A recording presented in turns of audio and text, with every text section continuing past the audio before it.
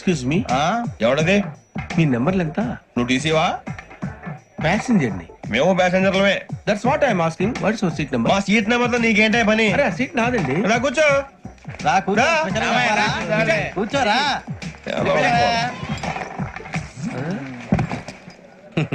I'm Gazala from Washington DC, CEO Sonic Solution. I'm Venky, Seethampeta from Vizag.